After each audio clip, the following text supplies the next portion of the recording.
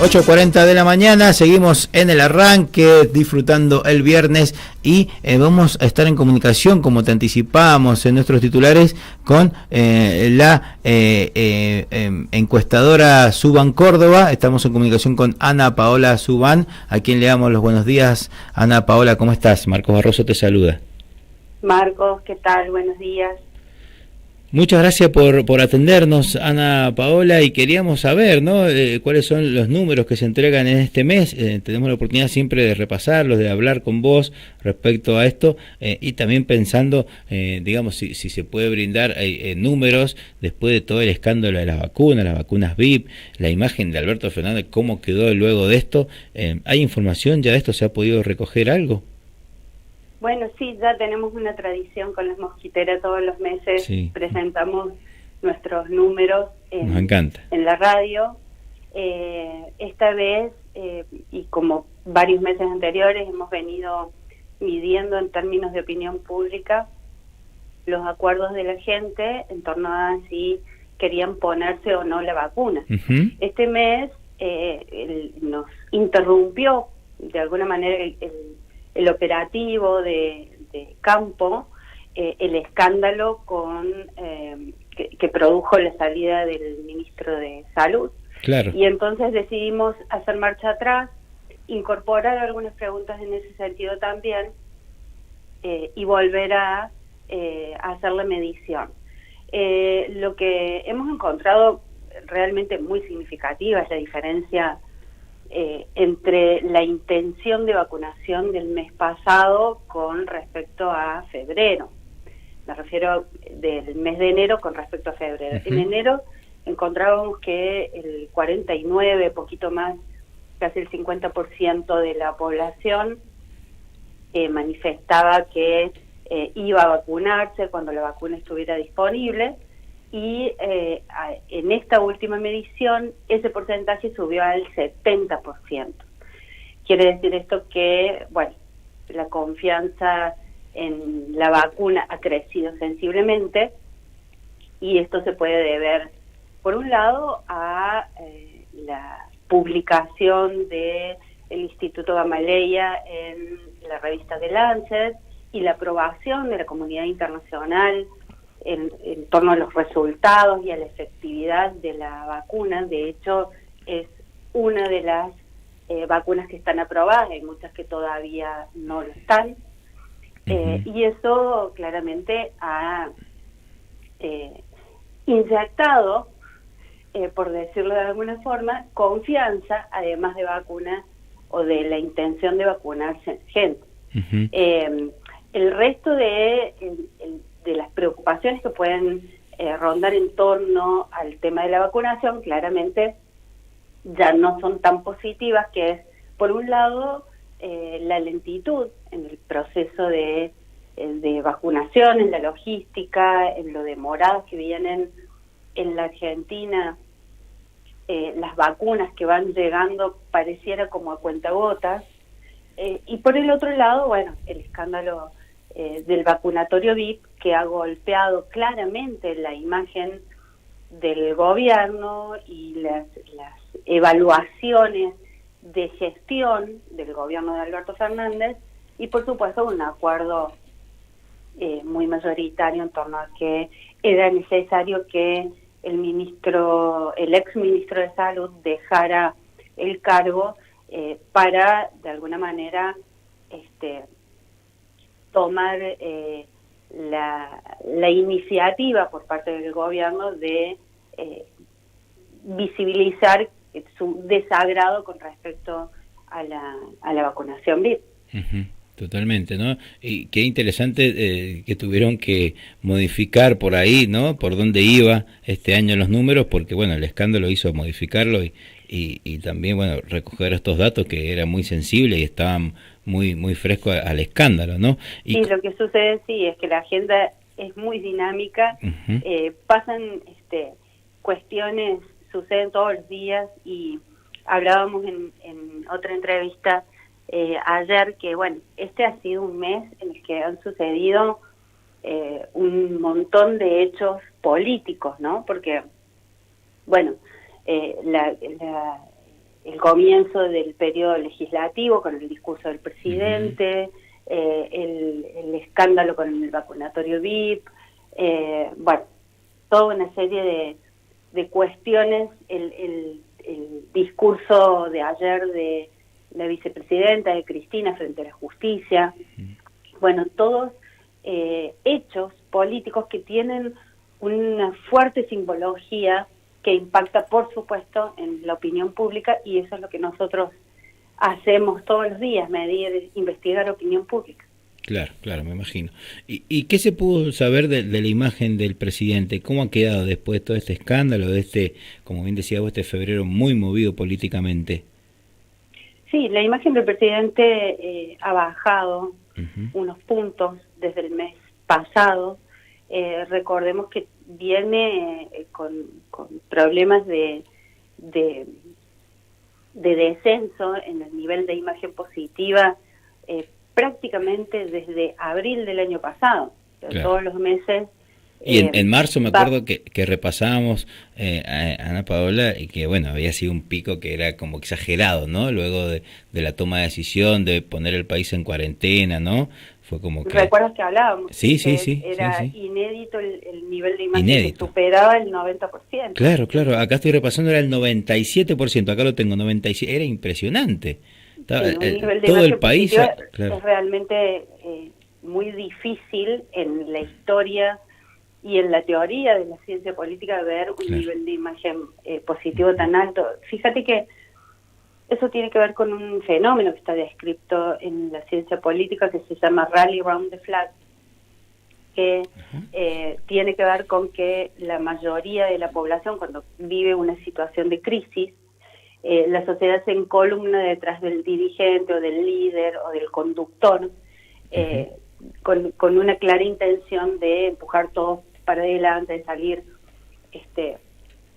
rápidamente de la crisis. Bueno, cuando esas crisis tienen cola larga, es decir, cuando tienen una duración muy extensa en el tiempo, esa situación se vuelve, por supuesto, muy precaria, muy efímera, ¿no? Esa imagen va decreciendo porque la misma gestión que es tan intensa en este periodo de pandemia, bueno, tiene estos problemas que son que el presidente desgasta mucho en la gestión. La sensibilidad de la sociedad está a flor de piel y todos los hechos impactan de manera directa en la figura que está conduciendo esa crisis, en este caso, por supuesto, el presidente y la imagen de su gobierno en general.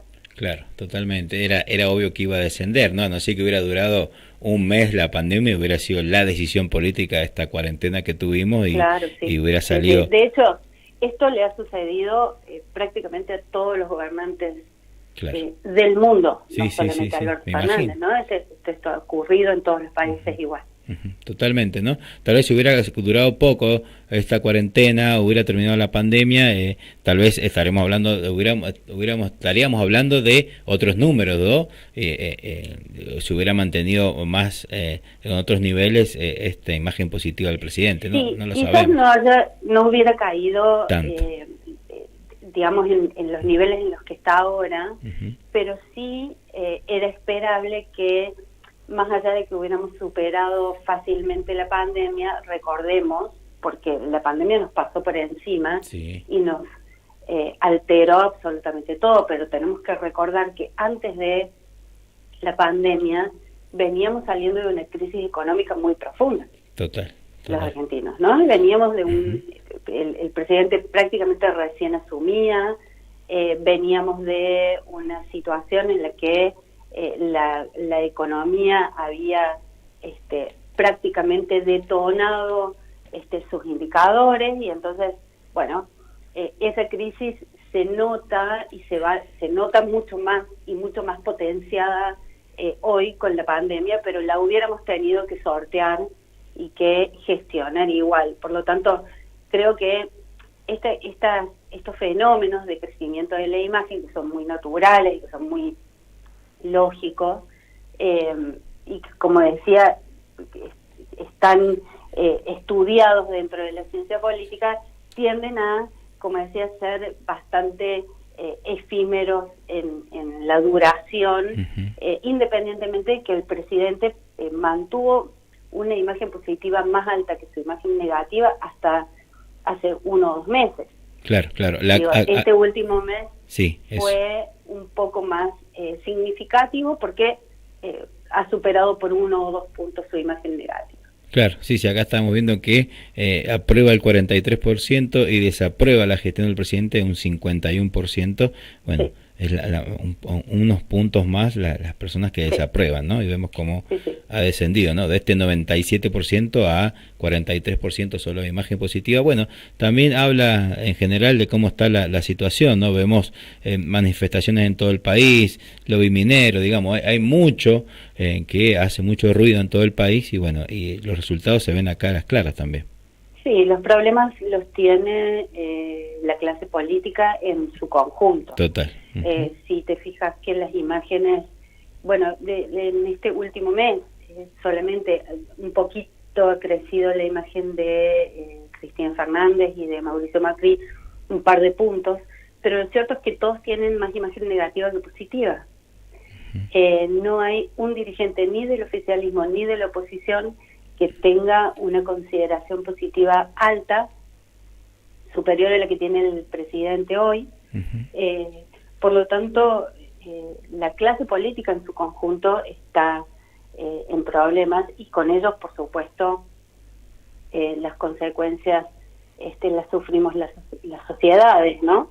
Pero quiero decir que, el gobierno ha gestionado una pandemia, ha cometido errores, sí, claramente, pero la oposición tampoco ha aportado ni ha contribuido a construir o a diseñar soluciones para el país. La verdad es que hemos tratado de detectar en la opinión pública qué le queda a la gente de los aportes constructivos o de las propuestas incluso, o de las construcciones colectivas que pueda aportar la oposición, y no hemos encontrado nada, absolutamente nada en la opinión pública que destaque en relación a los aportes que positivos, claramente, que puede haber hecho la oposición desde que comenzó la pandemia, más allá de ese primer momento en el que parecían todos, como describía al comienzo de este fenómeno, todos encolumnados en aportar a la gestión de la pandemia. Pasado el tiempo, eso se ha ido diluyendo y por el contrario, lo único que han generado han sido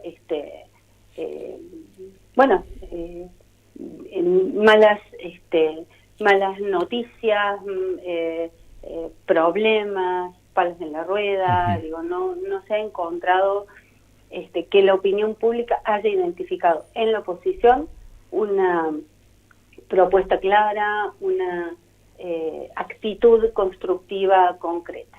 Claro, y lo vemos acá, estoy acá repasando el informe, ¿no? Y en la pregunta en qué dirección va el país, solamente el 28% decía que en una dirección correcta y el 56% incorrecta, ¿no? Vemos ahí también esos números hablan y resumen lo que acabas de mencionar, Ana Paola. Y sí, es que las opiniones en relación a las expectativas tienen que ver con la realidad que se está viviendo en el momento. ¿No? Totalmente.